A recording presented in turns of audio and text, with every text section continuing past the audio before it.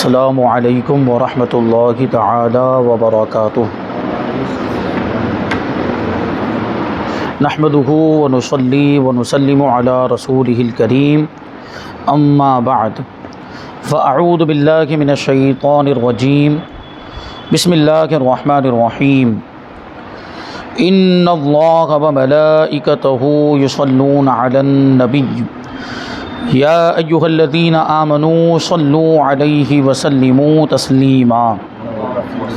اللہم صلی علی سیدنا و مولانا محمد معدن الجود والکرم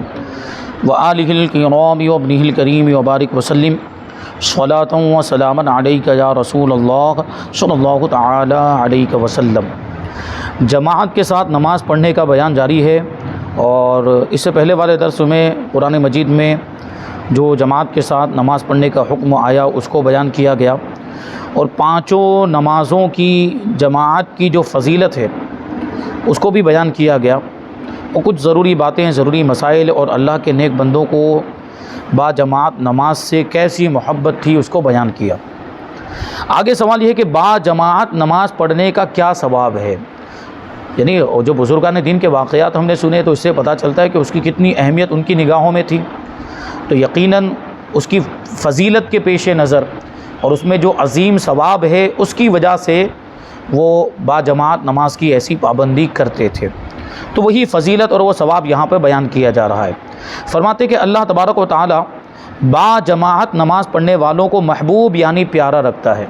یعنی اللہ کا محبوب بننے کا یہ ذریعہ ہے کہ با جماعت نماز پڑھی جائے۔ جو با جماعت نماز پڑھتے ہیں اللہ تبارک و تعالی ایسے بندوں کو پسند فرماتا ہے۔ نماز با جماعت تنہا یعنی اکیلے نماز پڑھنے سے 70 درجے افضل ہے، 70 درجے افضل، یعنی کوئی اکیلا آدمی 27 نمازیں پڑھے، 70 تو اس دن بھی 70 نکلا تھا، 27 ہے، یعنی کوئی اکیلا نماز پڑھنے والا 27 نمازیں پڑھے تو جتنا ثواب ملے گا اتنا ایک نماز جماعت کے ساتھ پڑھنے میں مل جاتا ہے۔ اللہ تبارک و تعالی اور اس کے فرشتے با جماعت نماز پڑھنے والوں پر درود بھیجتے ہیں، یعنی ان کے لیے رحمت کی دعا کرتے ہیں، ان کے لیے اللہ تبارک و تعالی کی بخشش کی دعا کرتے ہیں اور مغفرت کی دعا کرتے ہیں۔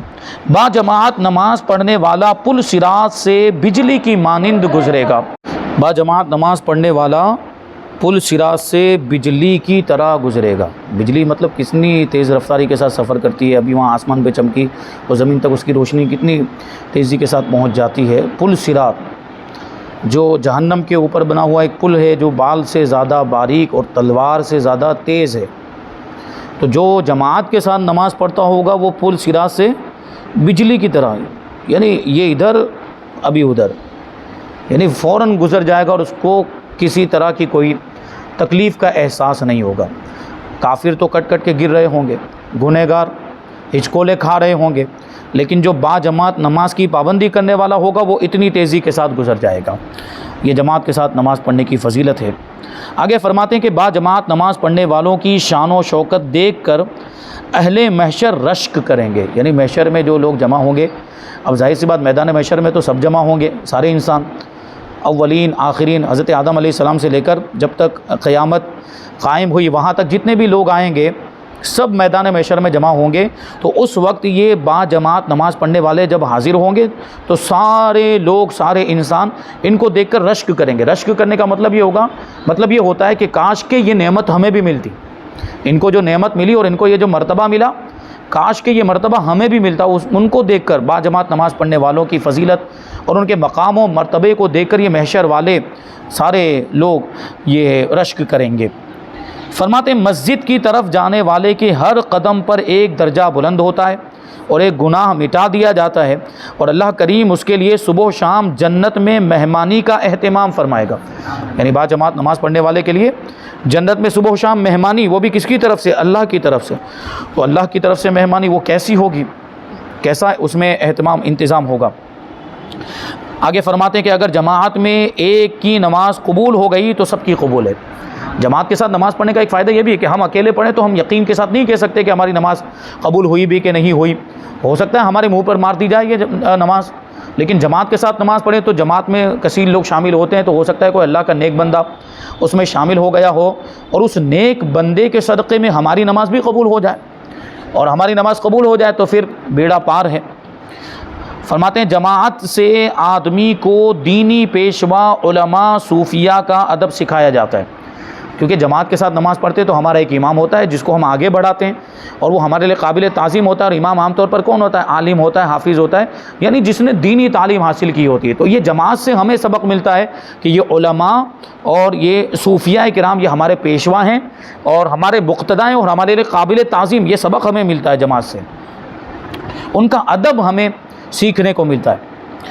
آگے فرماتے کہ با جماعت نماز پڑھنے والے کے لیے علم دین حاصل کرنے کے مواقع بڑھ جاتے ہیں۔ علم دین حاصل کرنے کے مواقع کیسے بڑھ جاتے ہیں؟ جو با جماعت نماز پڑھتا ہے اس کے لیے مواقع بڑھ جاتے ہیں، یعنی اللہ تبارک و تعالیٰ اس کے لیے آسانیاں پیدا فرماتا ہے۔ پھر یہ کہ وہ جماعت کے ساتھ نماز پڑھتا ہے، مطلب مسجد میں آ کے نماز پڑھتا ہے۔ اب جب مسجد میں آ کے نماز پڑھے گا، امام صاحب عالم دین ہیں، ان سے ملاقات کرے گا، کوئی مسئلہ سیکھنے کو مل جائے گا، وہ کوئی مسئلہ بتائیں گے، یا کبھی جیسے درس وغیرہ ہوتے ہیں مسجدوں کے اندر، سیرت کا درس ہو رہا ہے، حدیث کا درس ہو رہا ہے، تفسیر کا درس ہو رہا ہے، جمعہ میں بیانات ہو رہے ہیں، تو نماز پڑھنے کے لیے آیا تو یہ سب چیزیں مسجد میں آیا تو یہ سب چیزیں سیکھنے کی ملے گی کہ نہیں ملے گی؟ علم دین حاصل کرنے کا اس کو موقع ملے گا، تو یہ بھی فائدہ ہے۔ اور فائدہ فرماتے ہیں کہ با جماعت نماز پڑھنے میں دنیاوی فائدے بھی ہیں، دین کے تو فائدے ہے ہی ہیں، ثواب ہے، فضیلت ہے، یہ سب ہے، لیکن دنیا کے بھی فائدے ہیں۔ وہ دنیا کے فائدے کیا ہیں؟ مثلا جماعت کی برکت سے قوم میں تنظیم یعنی ڈسپلین پیدا ہوتا ہے، ڈسپلین، ایک ساتھ میں مل جل کر رہنے کا ایک جذبہ، اور ایک دوسرے کی اہمیت اور ایک دوسرے سے محبت پیدا ہوتی ہے جب وہ جماعت کے ساتھ نماز پڑھتے ہیں۔ اور یہ بھی ہم دیکھیں یہاں پر کہ جب مسجد میں لوگ حاضر ہوتے ہیں تو وہاں چھوٹے بڑے کا، غریب امیر کا کوئی فرق نہیں ہوتا، کوئی امتیاز نہیں ہوتا، ایک ہی صف کے اندر امیر آدمی بھی کھڑا ہے، غریب آدمی بھی کھڑا ہے، اور چھوٹا بڑا کچھ نہیں دیکھا جاتا ہے۔ تو یہ مسجد کی جماعت ہمیں سکھاتی ہے کہ ہم مسلمان ہونے کے اعتبار سے سب برابر برابر ہیں، دنیاوی معاملات کو لے کر یہ اس طرح بھید بھاؤ نہیں کرنا چاہیے۔ ہمارے مسلمان بھائی تو وہ مسلمان ہیں، مسلمان ہونے کی حیثیت سے ان سے ہمیں محبت ہونی چاہیے، ان کا احترام ہمارے دل میں ہونا چاہیے۔ جو علامہ اقبال نے کہا تھا کہ ایک ہی صف میں کھڑے ہو گئے محمود و ایاز، محمود بادشاہ تھا، ایاز اس کا غلام تھا، اس کے بارے میں کہنے کہ ایک ہی صف میں کھڑے ہو گئے محمود و ایاز، نہ کوئی بندہ رہا نہ کوئی بندہ نواز، یعنی مسجد میں آنے کے بعد وہ ساری بادشاہت ان کی باہر، مسجد میں آنے کے بعد ان کی کوئی بادشاہت نہیں چلے گی کہ یہاں پہ بھی آنے کے بعد حکومت چلائے۔ تو یہ بھی سوچ لینا چاہیے کہ جو وہ ٹرسٹی جو اپنے آپ کو مسجد کا وہ مالک سمجھ لیتے ہیں اور وہ حکم چلاتے ہیں، تو مسجد کسی کی جاگیر نہیں، مسجد کسی کی ملکیت نہیں، یا کسی کا حکم نہیں چلتا۔ ٹرسٹیوں کو، متولیوں کو مسجد کی دیکھ بھال کرنے کے لیے رکھا جاتا ہے،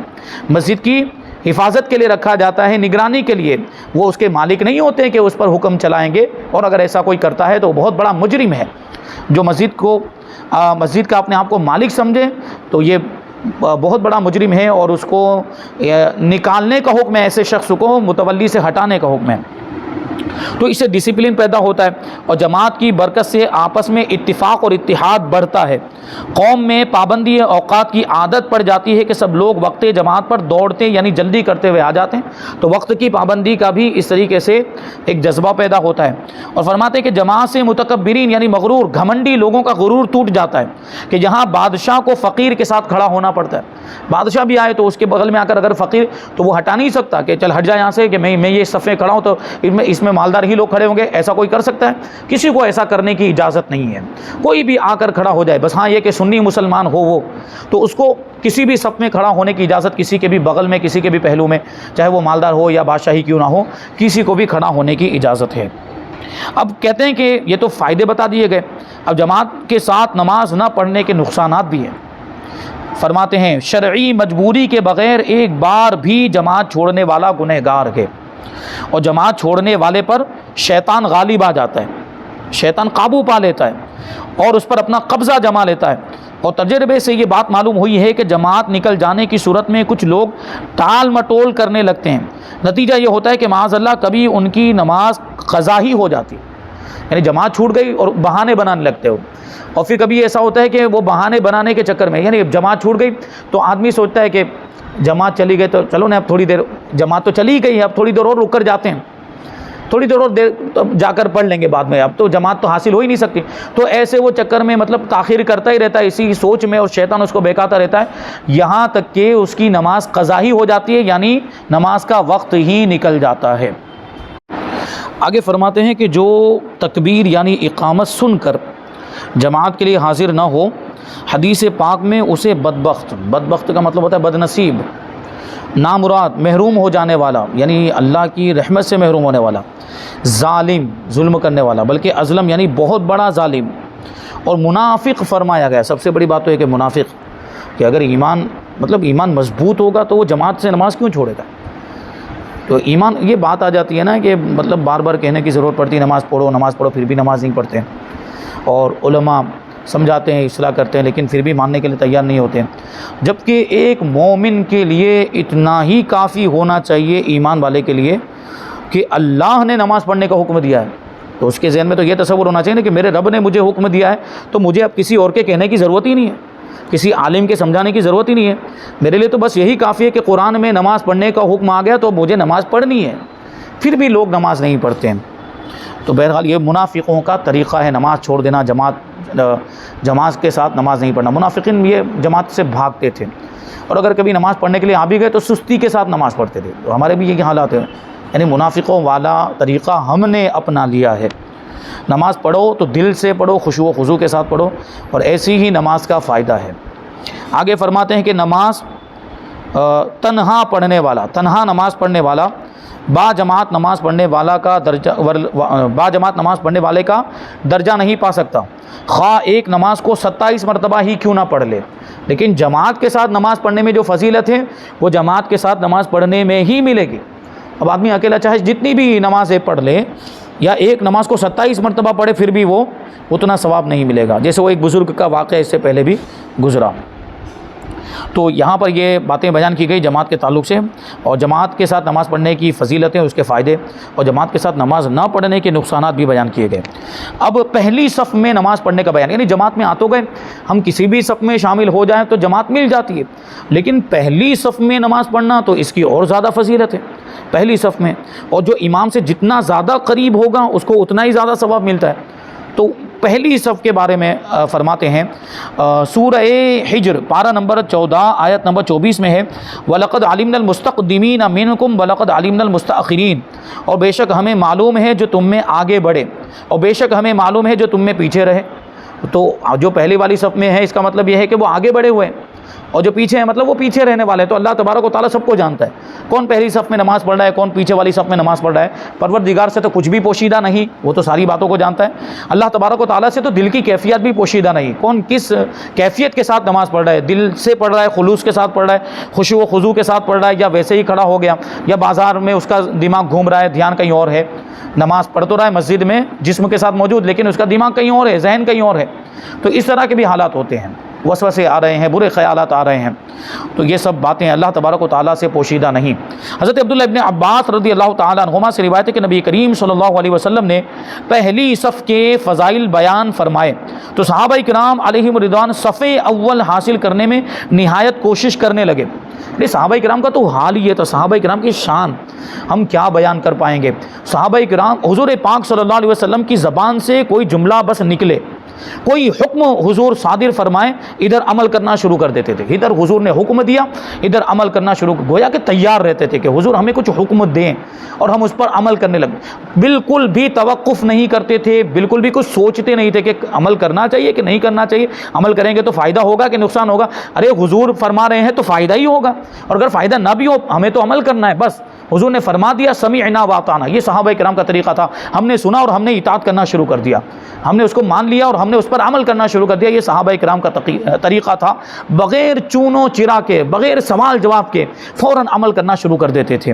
تو یہی بات تھی کہ حضور پاک صلی اللہ علیہ وسلم نے جب پہلی صف کے فضائل بیان کیے تو صحابہ کرام پہلی صف کو حاصل کرنے کے لیے کوشش کرنے لگے. یعنی اب ہر کوئی صحابی رسول یہ کوشش کرتا کہ مجھے پہلی صف مل جائے، لیکن ظاہر سی بات ہے وہ پہلی صف میں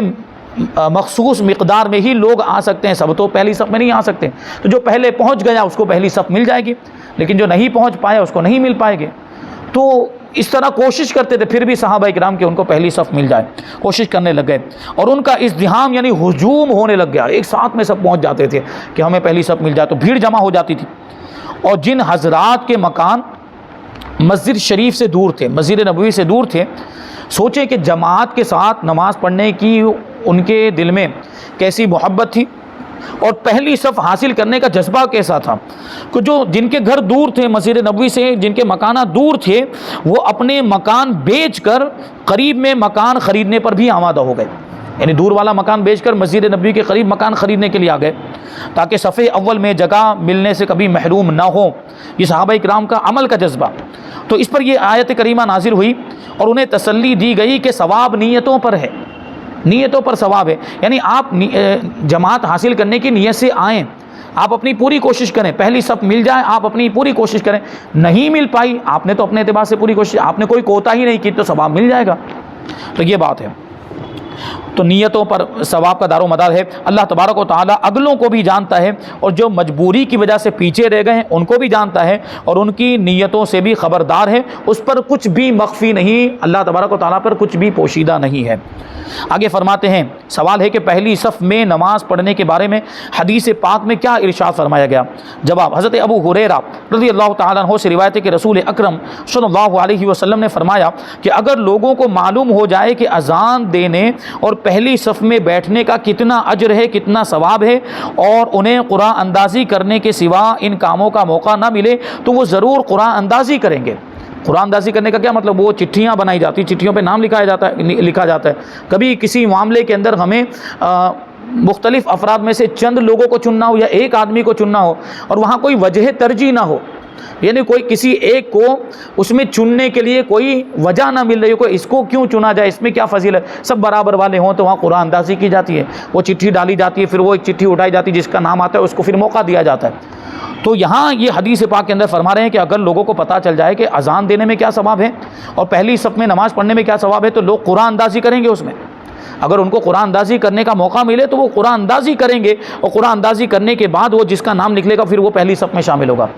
لیکن وہ ظاہر سی بات، وہ ہر نماز کے اندر قرآن اندازی کون کر سکتا ہے؟ تو یہ چیز ممکن نہیں تھی، لیکن بہرحال اس کے ثواب کو بتانے کے لیے اور اس میں کتنا اجر ہے اس کو بتانے کے لیے اللہ کے رسول صلی اللہ علیہ وسلم نے یہ ارشاد فرمایا۔ اب سوال یہ ہے کہ پہلی صف کا مطلب کیا ہے؟ پہلی صف کہیں گے کسے؟ تو جواب، امام سے ملی ہوئی صف پہلی صف ہے، جو امام سے بالکل متصل صف ہے، امام کے بالکل پیچھے والی صف، یہ پہلی صف ہے، اور اس سے مسجد کی پہلی صف مراد نہیں ہے، اس سے مسجد کی پہلی صف مراد نہیں ہے۔ جیسے مثال کے طور پر وہ محراب ہے، وہ دیوار قبلہ ہے، اور اس کے قریب میں جو پہلی صف ہے وہ مسجد کی پہلی صف ہے، لیکن ضروری نہیں ہے کہ وہ جماعت کی بھی پہلی صف ہو، کیونکہ امام صاحب اگر محراب میں کھڑے ہیں تو پھر وہ پہلی صف ہے امام سے متصل ہونے کی وجہ سے، لیکن ہو سکتا ہے امام صاحب وہاں نہ کھڑے ہوں، گرمی کی وجہ سے پیچھے نکل کے نماز پڑھیں گے تو پھر اب وہ پہلی صف نہیں کہلائے گی، اب وہ دوسری صف پہلی صف ہو جائے گی۔ اگر امام صاحب پہلی صف میں نکل کے، گرمی کے موسم میں ایسا ہوتا ہے محراب سے نکل کے پہلی صف میں مصلی لگا دیا جاتا ہے، تو اب جو دوسری صف تھی وہ پہلی صف ہو جائے گی، کیونکہ وہ امام سے متصل۔ اور کبھی ایسا بھی ہو سکتا ہے کہ جماعت کا نہ چھوڑ کر صحن میں آ کے نماز پڑھیں، تو اب وہ تو 3-4 صفیں آگے رہ گئی، تو اب وہ پہلی صفوں میں شمار نہیں، بلکہ اب جو امام سے متصل صحن میں جو صف ہوگی، امام کے بالکل پیچھے والی صف، وہ پہلی صف کہلائے گی۔